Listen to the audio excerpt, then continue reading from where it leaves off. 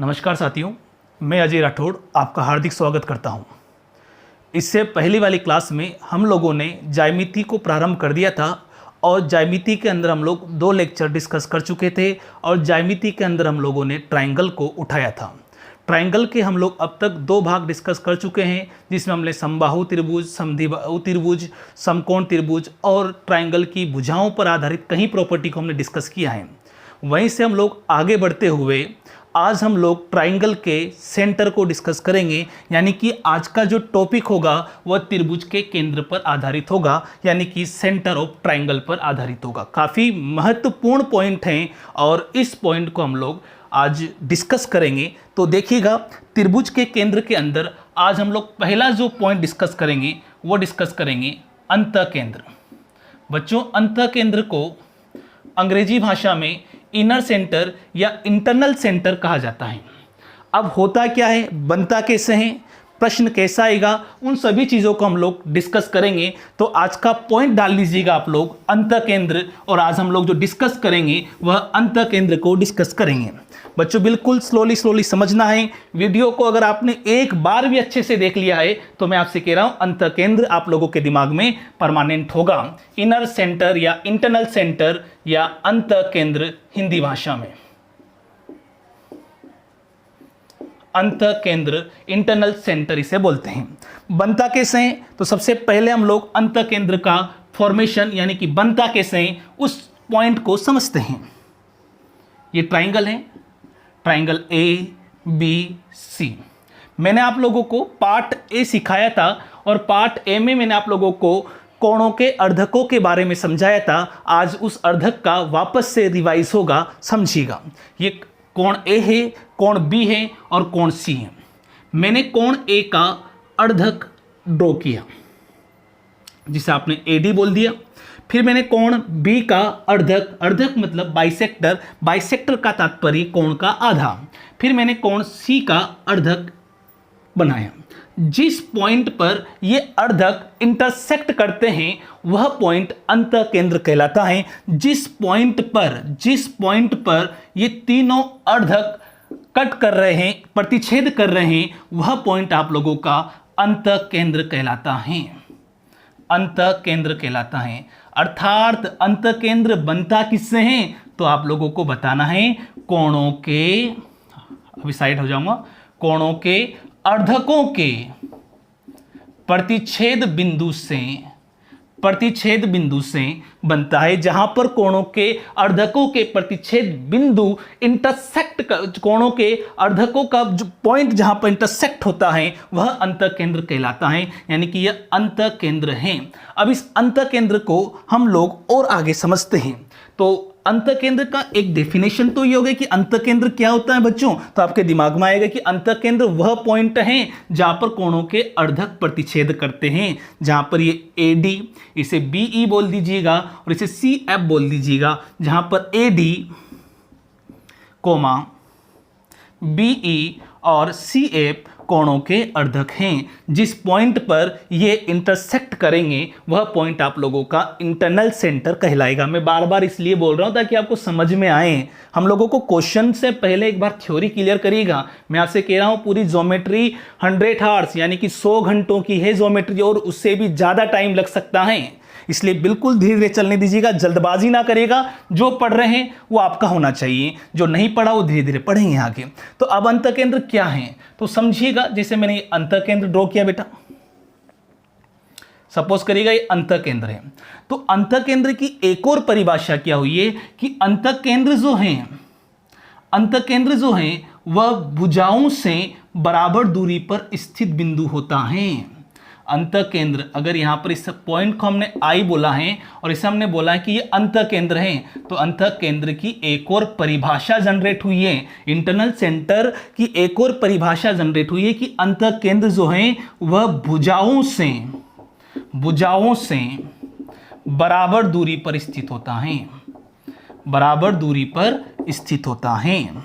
मैं नोट कर रहा हूं ताकि आप लोग भी नोट करिएगा और बार बार वीडियो को देखिएगा। अंतःकेंद्र वह पॉइंट है जो कि भुजाओं से बराबर दूरी पर स्थित होता है, वह इंटरनल सेंटर है। या इंटरनल सेंटर की परिभाषा यह भी है कि जिस बिंदु पर कोण त्रिभुज के तीनों कोणों के अर्धक प्रतिच्छेद करते हैं वह आप लोगों का इनर सेंटर या इंटरनल सेंटर या अंतःकेंद्र कहलाता है। अब होता क्या है, जब इस अंतःकेंद्र को केंद्र मान करके, बच्चों ध्यान से सुनिएगा, इस अंतःकेंद्र को केंद्र मान करके आप एक सर्कल, एक वृत्त बनाते हैं तो वो वृत्त त्रिभुज की तीनों भुजाओं को स्पर्श करता है और उस त्रिभुज को हम लोग, उस वृत्त को हम लोग अंतःवृत्त कहते हैं। ये अंतःवृत्त आपके सामने आ गया भैया। हाँ, समबाहु त्रिभुज में भी हमने अंतर्वृत्त को डिस्कस किया था, लेकिन यहाँ हम अंतर्वृत्त सभी के लिए डिस्कस करेंगे। तो देखिएगा, अंतर्वृत्त जो कि त्रिभुज की तीनों भुजाओं को स्पर्श कर रहा है। और अंतर्वृत्त यूं भी कह सकते हैं कि त्रिभुज के अंदर बना बड़े से बड़ा वृत्त अंतर्वृत्त कहलाता है। यानी कि ये अंतर्वृत्त हैं। अंतःवृत्त का निर्माण कैसे हुआ है? अंतःकेंद्र से हुआ है। तो बच्चों, सबसे पहले हम लोग अंतःकेंद्र के अंदर अब हम लोग अंतःवृत्त को भी समझेंगे और इनसे बनने वाले कोणों को और एरिया का डिस्कशन करेंगे। तो चलो बढ़ते हैं आगे। बेटा, अंतःकेंद्र की परिभाषा आपको समझ में आ गई होगी। अंतःकेंद्र बनता कैसे, वो पॉइंट समझ में आ गया होगा। हाँ, क्वेश्चन भी करेंगे, क्वेश्चन की बड़ी जल्दी होती है आप लोगों को, पर क्वेश्चन का डिस्कशन थोड़ा टाइम लगेगा। पहले थ्योरी क्लियर करते हैं। चलो, तो सबसे पहले अंतःकेंद्र के अंदर हम लोगों ने अंतःवृत्त बनाया। यहां पर आई है, ये अंतःकेंद्र है और अंतःकेंद्र को केंद्र मान करके अगर हम लोग एक वृत्त बनाते हैं तो बेटा एक वृत्त बनता है और ये वृत्त जो है त्रिभुज की तीनों भुजाओं को स्पर्श करता है और यह आप लोगों का अंतःवृत्त कहलाता है। और ये अंतःवृत्त की त्रिज्या सामान्यतः स्मॉल r से रिप्रेजेंट की जाती है। तो ये आप लोगों का अंतःवृत्त की अंत त्रिज्या r, और इस r का जो फॉर्मूला होता है वो होता है डेल्टा डिवाइड बाई एस, जहाँ पर डेल्टा क्या है? एरिया, और एस क्या है? त्रिभुज का हाफ पेरीमीटर यानी कि अर्ध परिमाप। त्रिभुज का अरे बचपन से याद है एस क्या होता है? त्रिभुज की तीनों भुजाओं का योग बटे 2 अर्ध परिमाप होता है। यहाँ पर r बराबर डेल्टा बाई एस। अच्छा, ये कौन से त्रिभुज के लिए? तो आपका जवाब आएगा सभी त्रिभुजों में लगता है। ये सभी त्रिभुजों में लगता है, यह सभी त्रिभुजों में लगता है। अच्छा, आप लोगों ने ये इस तरह से ड्रॉ किया था ट्राइंगल, और यहाँ पर I अंतःकेंद्र है। बेटा क्या है? अंतःकेंद्र है।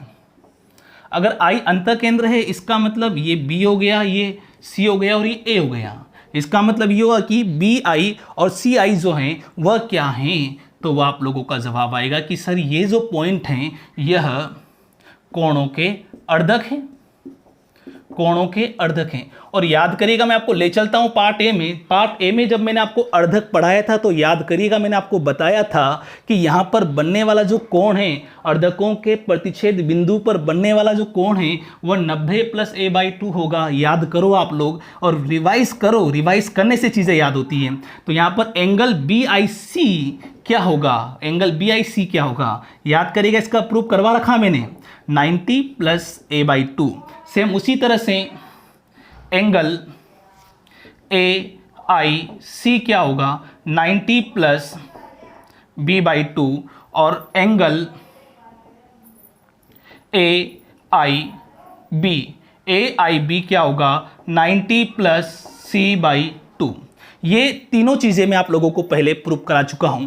ध्यान से देखिएगा आप लोग। बेटा, अंतःवृत्त की अंत त्रिज्या जिसको आप लोग स्मॉल r से रिप्रेजेंट करते हैं, और स्मॉल r से रिप्रेजेंट किया है, जहां पर स्मॉल r बराबर क्या होता है? डेल्टा बाई एस, और यहां पर बनने वाला कोण क्या है? 90 + a/2। मैं आपको ले चलता हूं पार्ट ए में, जहां पर मैंने आपको डिस्कस करवाया था कि अंत केंद्र बन रहा था, और मैंने आपको ये बताया था कि ये जो है ये अर्धक है, और अर्धक में अंदर वाला 90 + a/2 था, बाहर वाला 90 - a/2 था, और याद करो बगल वाला 90 नहीं, बगल वाला जो था वो a/2 था। तो तीनों चीजें आज यहाँ भी काम आ रही है।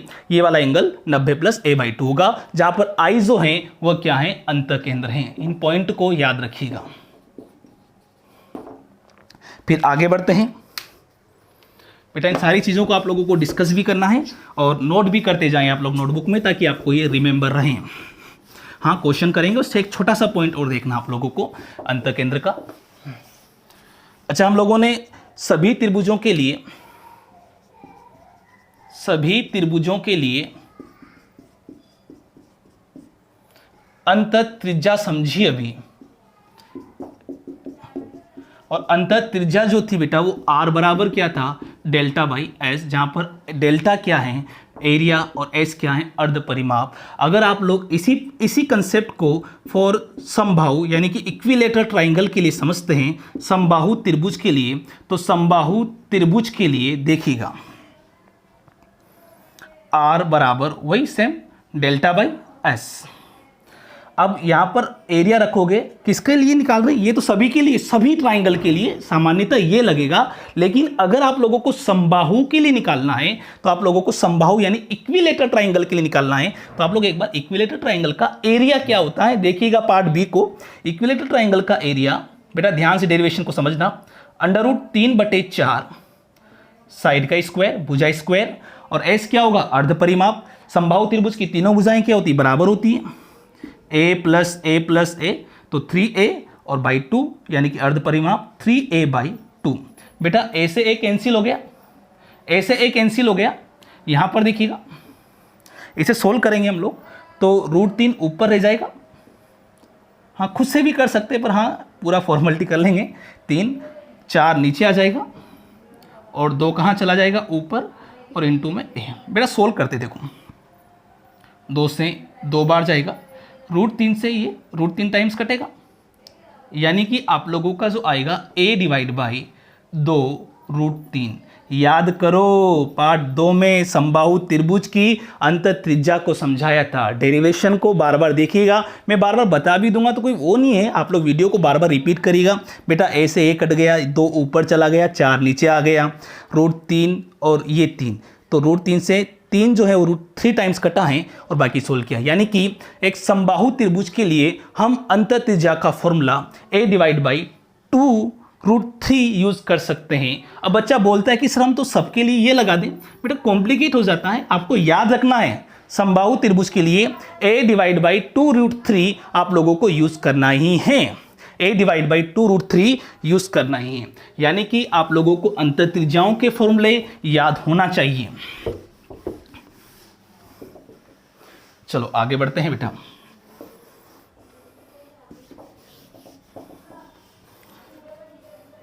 अंतकेंद्र की स्थिति, अंतकेंद्र की स्थिति, लोकेशन।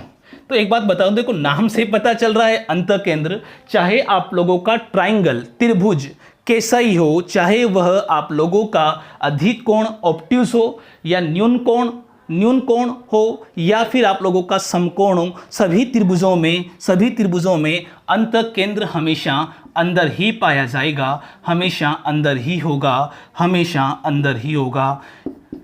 तभी तो अंतकेंद्र कहा जाता है। यानी कि आप लोगों को अंतकेंद्र में केवल और केवल 4 बातें याद रखनी है। पहली बात तो यह याद रखनी है कि अंतकेंद्र बनता कैसे है, तो आपका जवाब आएगा भुजाओं कोणों के अर्धकों का प्रतिच्छेद बिंदु अंतकेंद्र होता है। अंत त्रिज्या का फॉर्मूला डेल्टा बाई एस होता है। उसके बाद फिर आपको समबाहु त्रिभुज के लिए अंत त्रिज्या का फॉर्मूला भुजा डिवाइड बाई 2 √3 या a/2 √3 होगा। और उसके बाद आप लोगों को यूँ भी ध्यान रखना है कि ये हमेशा कहाँ बनता है, अंदर बनता है। और एक बात और बता दूं, अंतकेंद्र भुजाओं से बराबर दूरी पर स्थित होता है। भुजाओं से बराबर दूरी पर स्थित बिंदु का पथ अंतवृत्त कहलाता है।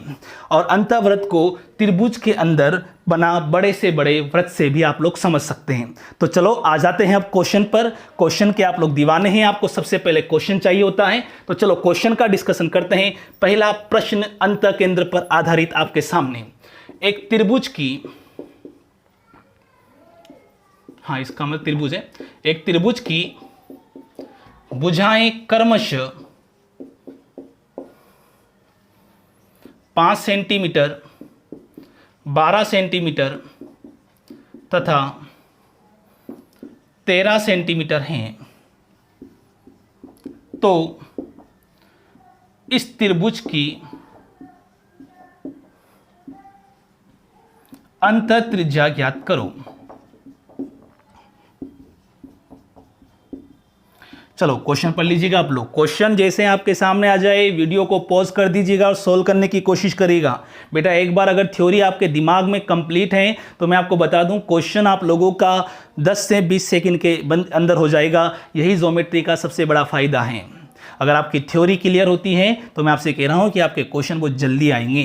तो चलो क्वेश्चन पढ़ लिया होगा आप लोगों ने। एक ट्राइंगल की साइड जो है वो 5 सेंटीमीटर, 12 सेंटीमीटर एंड 13 सेंटीमीटर है। तो इस त्रिभुज की अंतः त्रिज्या ज्ञात करो। बेटा मैं आपसे बता रहा हूं, जब मैंने आपको समकोण त्रिभुज पढ़ाया था तो एक बात बता दी थी मैंने आप लोगों को कि जब भी त्रिभुज की 3 साइड दी गई हैं और उससे रिलेटेड क्वेश्चन है तो 80% केस में वह समकोण त्रिभुज होगा।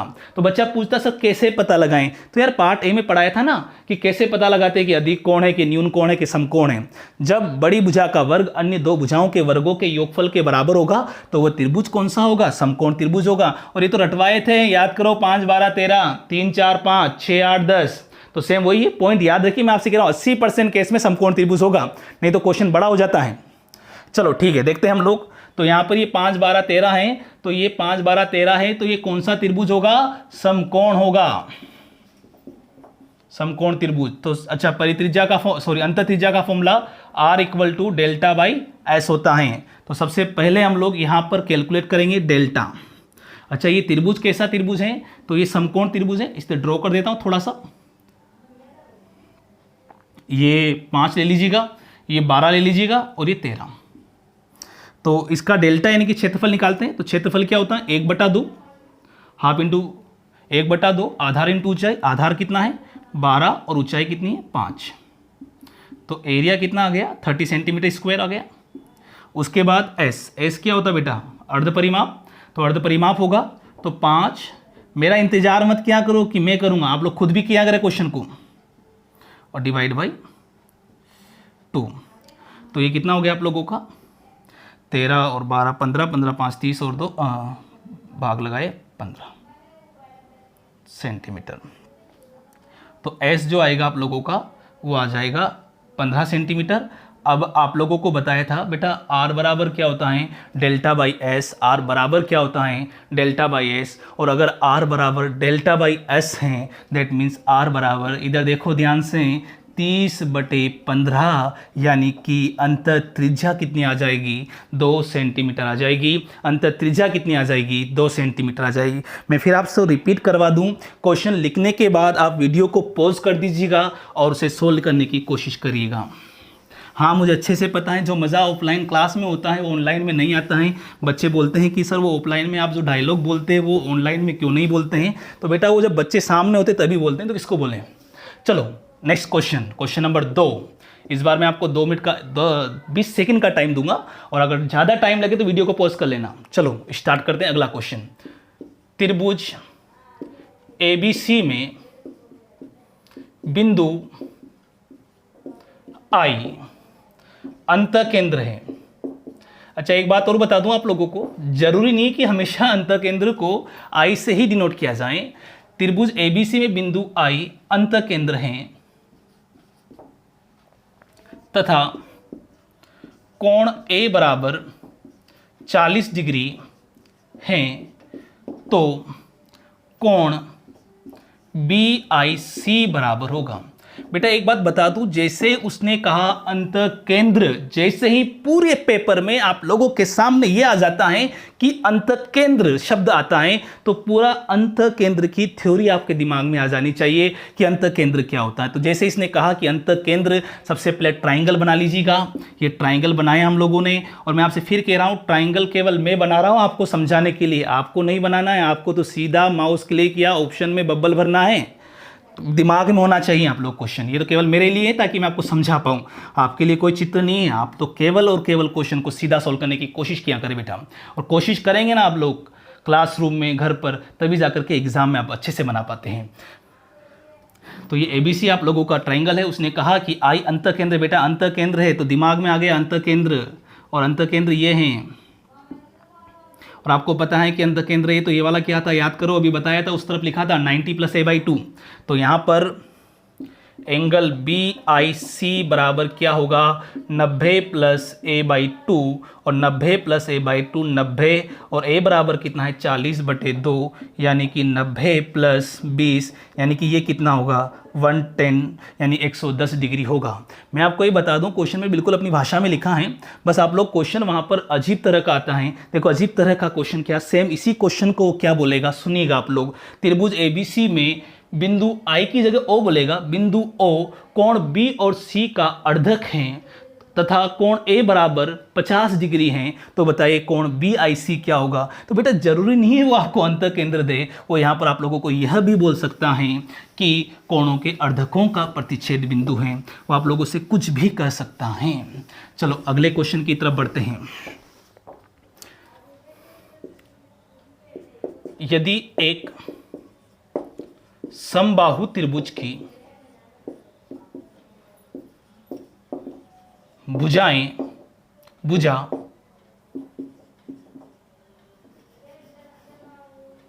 6 सेंटीमीटर हैं, तो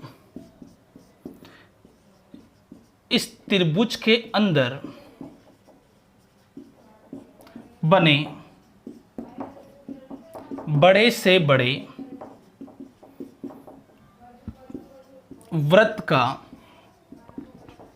क्षेत्रफल होगा। बेटा देखो लैंग्वेज को पढ़ा करो आप लोग, जैसे आपने क्वेश्चन लिखा है, क्वेश्चन लिखने के बाद आप लोग क्वेश्चन को सोल्व करने की कोशिश करिएगा। क्वेश्चन ये लिखा हुआ है, यदि एक समबाहु त्रिभुज की भुजा 6 सेंटीमीटर है, तो इस त्रिभुज के अंदर बने बड़े से बड़े वृत्त का क्षेत्रफल होगा। जैसे ही इसने ये बोला है कि बड़े से बड़ा वृत्त, वह भी त्रिभुज के अंदर, इसका मतलब आपका इंटेंशन किसकी तरफ जाना चाहिए, अंतःवृत्त की तरफ जाना चाहिए। चलो अंतःवृत्त, और कौन सा त्रिभुज है, समबाहु त्रिभुज। बेटा इस तरह से बनेगा डायग्राम, और इस समबाहु त्रिभुज के अंदर अंतःवृत्त है, और अंतःवृत्त का क्षेत्रफल एरिया तभी निकाल पाओगे जब उसकी अंतःत्रिज्या हो। बेटा अंतःत्रिज्या यूं तो सभी त्रिभुजों के लिए डेल्टा/S होता है, लेकिन आप लोगों को बताया है कि समबाहु त्रिभुज के अंदर, इन इक्विलेटरल ट्राइंगल समबाहु त्रिभुज के अंदर जो इसकी अंतःत्रिज्या होती है वह होती है a मतलब भुजा डिवाइड बाई 2√3, यानी r बराबर a यानी कि 6 और 2√3, 6 सोल्व करें सीधे तो कितना जाएगा, वैसे कि 2 से 3 बार गया, 3√3। बेटा आप चाहो तो इस 3 से √3 कैंसिल कर सकते हो, और आप लोगों के सामने आ जाएगा। भाई 3 को क्या लिख सकते हैं, √3 गुणे √3 बटे √3। अगर नहीं समझ में आए तो आप कमेंट कर दीजिएगा, मैं आपको हाथों हाथ हैंड टू हैंड सोल्व करके बता दूंगा। √3 से √3 कट गया तो ये कितना आ गया, √3 आ गया।